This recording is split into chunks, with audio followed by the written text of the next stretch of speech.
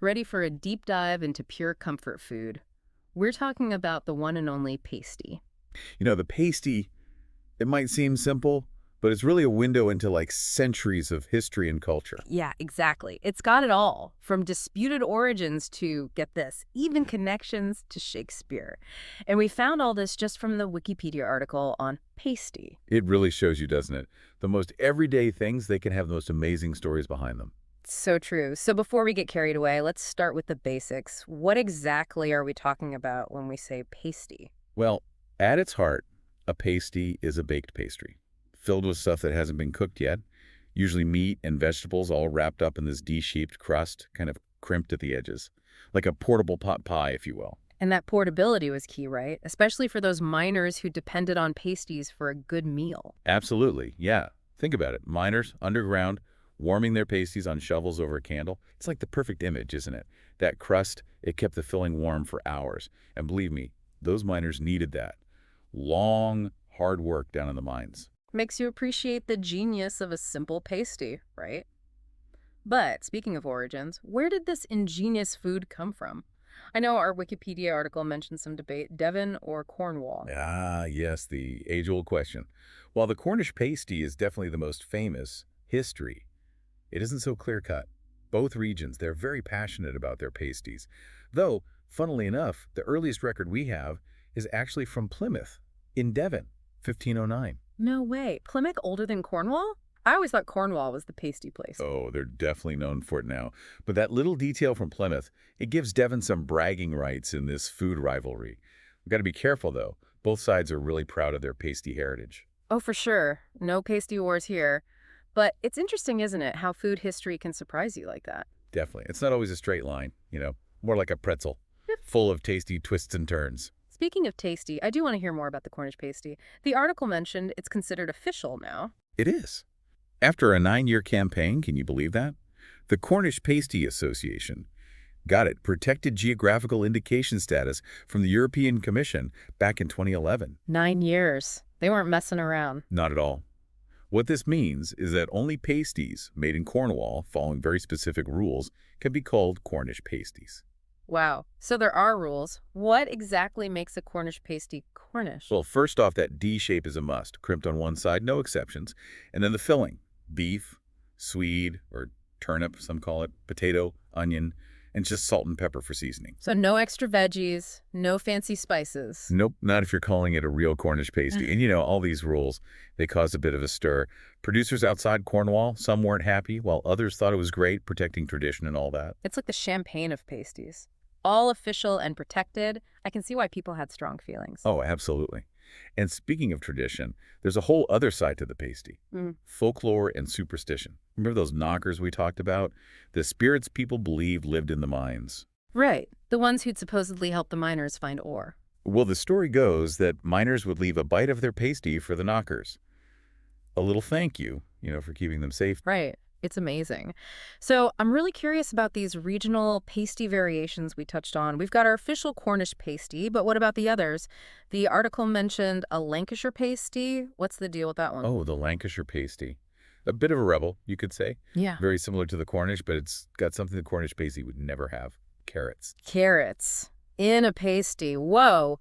I'm all for trying new things, but after all our talk about Cornish pasty rules, it feels almost wrong. It's all part of the pasty's journey. As it spread beyond Cornwall, it makes sense, right? People added local ingredients, their own taste. So that's true. Every region gets to put its own spin on it. Exactly. And the Lancashire pasty isn't the only one. Get this. Miners in Anglesey, they used to have 2 course pasties. 2 course pasties? Now you're just messing with me. What is that, like a meal and a dessert pasty all in one? You got it. 1 pasty, 2 sections. One side savory, your classic meat and veg.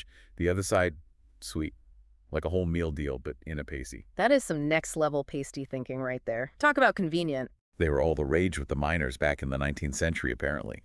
Hard to find them commercially these days, though. Yeah. You'd need a home cook with a really old family recipe, although some say there are a few brave supermarkets out there that still stock them. Well, you've given me a mission now. 2 course pasty, here I come. Speaking of fillings, though, there are some pretty wild ones out there. The article mentions Stilton cheese, even chicken tikka.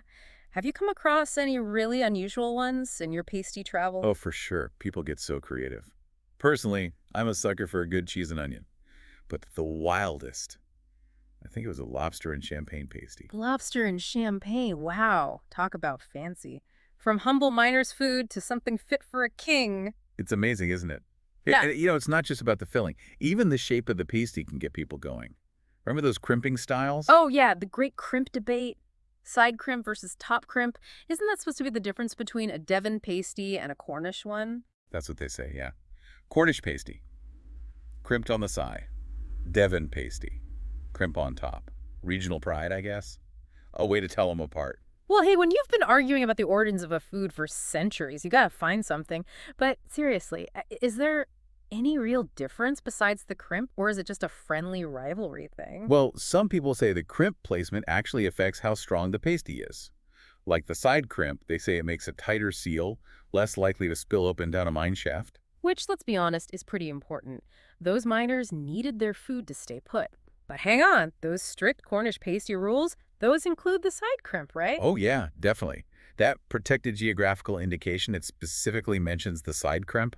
It's a must-have for a real Cornish pasty. So even if you got everything else right, top crimp just wouldn't cut it, officially speaking. They're serious about their pasties in Cornwall, but I kind of respect it, you know?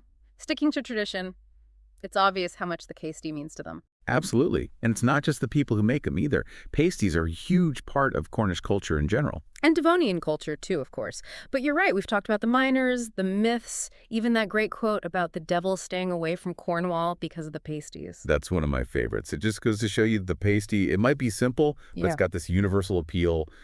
Food, it's more than just fuel, isn't it? It's about history, culture, all those It's things. so true. And speaking of history, did you know that chant, Uggy, Uggy, Uggy?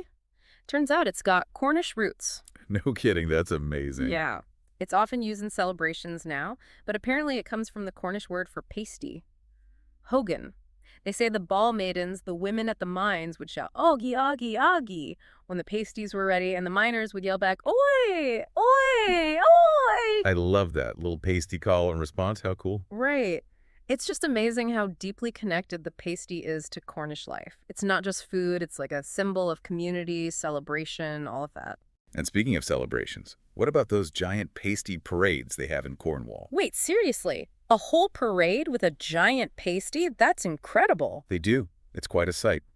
Really shows you how much people love and respect this food. Makes you wonder what stories those pasties would tell, doesn't it? If they could talk, I mean. You know, you're right. From those mine shafts to ships to dinner plates all over the world. Speaking of which, all this talk about pasties is making me hungry. What do you say we grab a bite and continue our deep dive after? Sounds like a plan. Maybe a classic cheese and onion to keep things thematic. You read my mind. So, to all our listeners out there, the next time you see a pasty, take a second to appreciate its journey. From the mines of Cornwall to your plate, it's a real culinary adventure. And who knows? Maybe you'll be inspired to create your own pasty legacy. A new twist on the classic. A filling for the future. Now there's a delicious thought. Until next time, happy listening and even happier eating. Back again. Can you believe how much there is to say about the humble pasty? It's remarkable, isn't it? This little pastry, it's like a tiny thread through history. That's a great way to put it. And it just hit me thinking about those miners, centuries ago.